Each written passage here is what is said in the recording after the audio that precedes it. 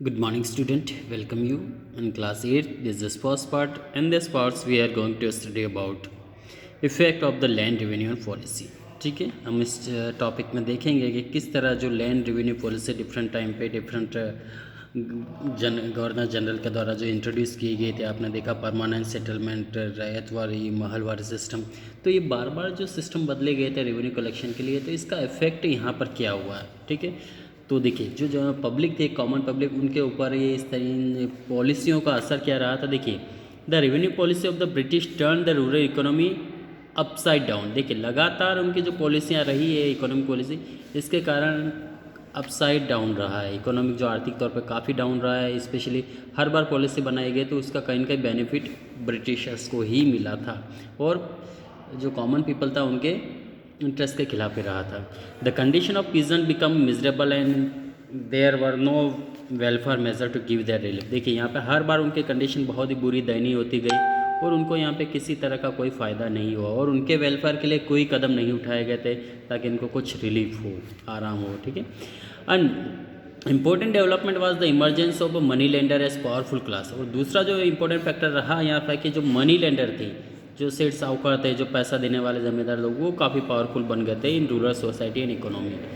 The peasant who were unable to pay the revenue took money interest from the money lender. जो peasant पैसा नहीं दे सकते थे, revenue नहीं दे सकते थे ब्रिटिश गवर्नमेंट को, वो इन मनी लेंडर से पैसा लिया करते थे उधार पे, ब्याज पे। ठीक है, they had to mortgage their land and pay very high rate of interest. देखिए, वो बहुत सारी चीज़ें, अपनी ज़मीनें हैं, घर जायदाद, ज्वेलरी, मॉर्गेज जो होता है गिरवी रखना।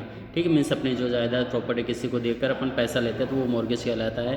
प्रॉपर्टी, ज्वेलरी, कुछ भी, तो वो पैसा मॉर्गेज रखकर लिया जाता था, उसे गिरवी रखे। And they had to mortgage their land and pay very high rate of interest. और जो ब्याज है काफ़ी हाई होता था, बहुत ज़्यादा। Ultimately they were unable to pay back and money lender who has no less offensive than the British. ठीक है, अल्टीमेटली जो ये मनी लेंडर भी कम नहीं थे ब्रिटिशर्स से, वो भी उनसे काफ़ी हाईली पैसा लेते थे और कोई ऑफरेंसिव नहीं होते थे, ब्रिटिश की तरह ही थे वो भी। The peasant mostly lost their land and work bounded labour on their farm. अब मोस्टली जो पीजेंट है धीरे धीरे अपनी ज़मीनें खोते चले गए रेवेन्यू नहीं दे पाने के कारण। अब वो धीरे धीरे बाउंडेड लेबर हो गए, बंधुआ मजदूर बन के उन्हीं खेतों में वो खुद काम करने लगे थे। Now, Whitehead may be reason for sending Indian as bonded labor to Fiji, Thailand and Suriname and some other countries during the British। इसका क्या रीज़न हो सकता है? देखिए, इसका मेन रीज़न यही था कि वो लगातार अपना रेवेन्यू कलेक्शन, जो रेवेन्यू नहीं दे पा रहे थे ब्रिटिश को, जिसके कारण उनको उनके खुद के खेतों में एक तरह से बंधुआ मजदूर बन के उनको काम करना पड़ रहा था।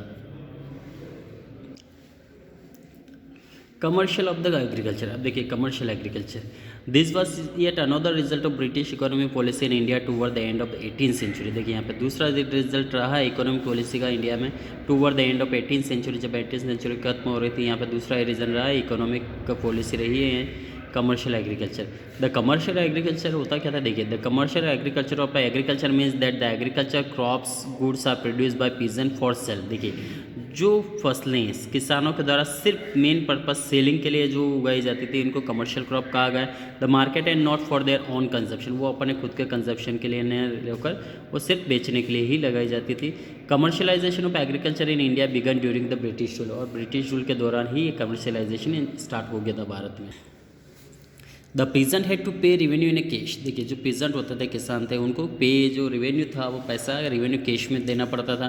Thus they had to sell off their harvest crop. इसलिए उनको उनकी जो भी क्रॉप थी, हार्वेस्ट क्रॉप, फसल काटने के बाद जो फसल आती थी, वो उनको मंडी में या उनको बेचना ही पड़ती थी। The peasant did not get a proper price for his produce. देखिए, किसानों का न तो उस समय उनकी जो फसलें थी उनका प्रॉपर प्राइस मिलता था और नहीं आज मिलता है, आज भी नहीं मिलता उनको अपना proper price. He had to sell at a low price to get cash. उनको अपनी फसलें लो प्राइस पे भी बेचना पड़ती थी। This led the farmer to grow crash crop which got him more money. ठीक है, यहाँ पे this led farmer to grow cash crop, इसलिए किसानों को कैश क्रॉप लगाना पड़ती थी, which got him more money, जिससे उनको फसलें पैसा कुछ ज़्यादा मिलता था। Cash crop like a tobacco, cotton, sugar cane, tea, coffee, jute, oil seed, pepper, cinnamon and indigo were sold in the market for ready cash. और ये ऐसी कुछ फसलें थी प्रोमिनेंट उस समय की, जिसके तौर पे इनको बहुत ही ज़्यादा पैसा मिला करता था। आज भी हालांकि कुछ है इसमें, टी, कॉफ़ी, ऑयल सीड्स है, कॉटन है, शुगर कैन, ये है।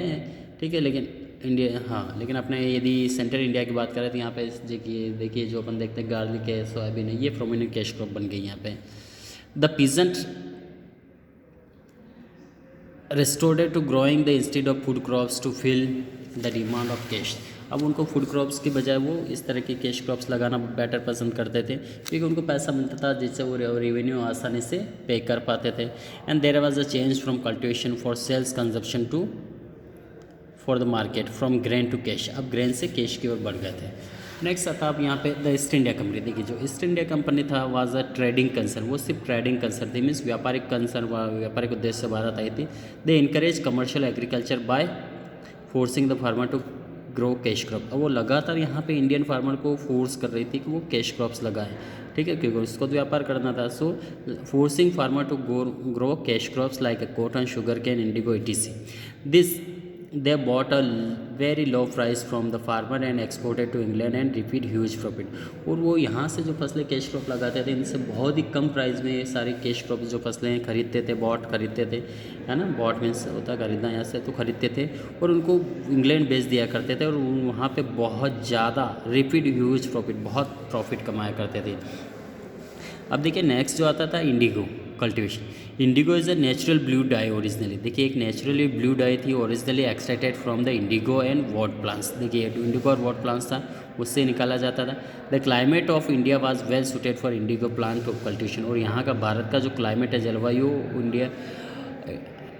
इंडिया का है, वो इस फसल के लिए काफ़ी सूटेबल रहा। It was taken to the European market where it is was sold at a high price. और ये यहाँ से खरीद कर यूरोप में बेचा जाता था, जो कि काफ़ी हाई प्राइस पे बेचा जाता था। Consequently woad was use to blue dye. और कॉन्सिक्वेंटली जो वुड था वो ब्लू डाई के तौर पे यूज़ किया जाता था। However cloth dyer preferred indigo because it gave a rich blue colour as a compare to woad. और वुड की बजाय ये इंडिगो काफ़ी ज़्यादा कलर दिया करता था, ठीक है। रिमेनिंग में point we will continue in next part.